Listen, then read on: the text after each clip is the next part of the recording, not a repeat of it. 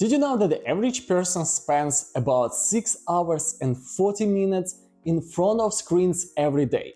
That is almost 40% of our waking hours. If you think about it, over the next 50 years, you could spend around 20 years just looking at screens, mostly your phone. Crazy, right?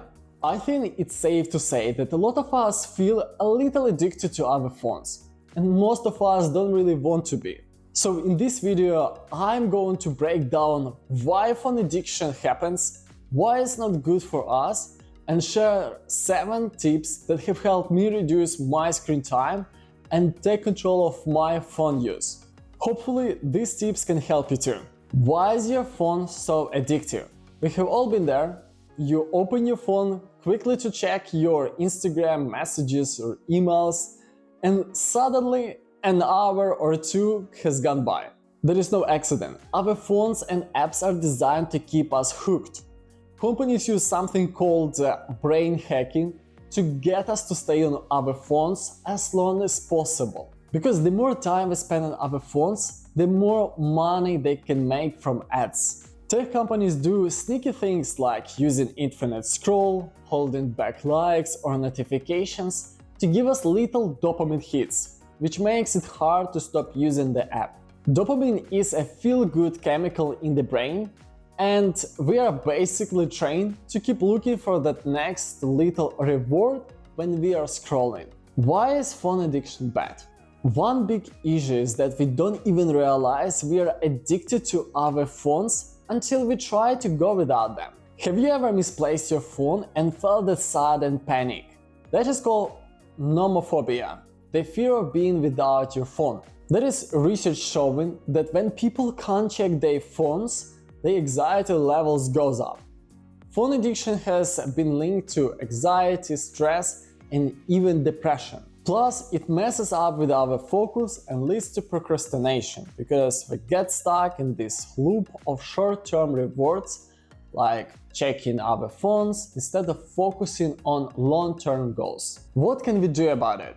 Now that we know how addictive phones are and why it's a problem, let's talk about some practical things you can do to take control back. First, use apps to block social media and limit screen time. I use an app called Stay Free, which is free and lets you block apps after a certain time and things across all your devices. You can set daily limits for different apps, and once you hit that limit, the app is blocked for the day. It's a great way to break the habit of mindlessly scrolling. You can also block apps during specific times and when you are working or before bed to help you stay focused. Second, hide and block apps using Minimalist Phone. I also use Minimalist Phone to hide all my social media apps. It makes the phone feel clean and simple. And since those apps aren't right in front of me anymore, I have to go out of my way to find them.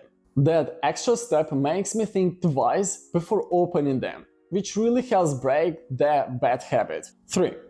Use grayscale mode to make your phone less appealing. Another thing that works for me is grayscale mode, which turns everything on your phone black and white.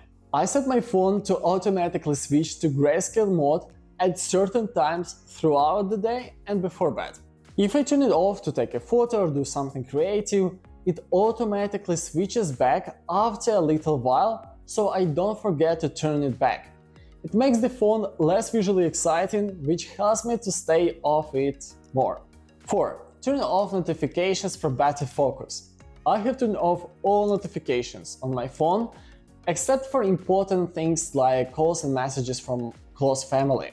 Most notifications are just distractions, and turning them off gives me way more control over my time and attention. 5. Batch your replies to save time. Instead of replying to messages right away, I like to batch my replies. I usually respond to messages a few times a day. Once in the morning, once in the afternoon, and once in the evening. This way, I'm not constantly checking my phone and getting distracted by every message. Plus, it makes me feel more in control of my time. By making these small changes, you can start taking control of your phone usage, instead of letting your phone control you. Let me know in the comments which of these tips you want to try, or if you have any of your own that have worked for you. Thanks so much for watching, and I will see you in the next one.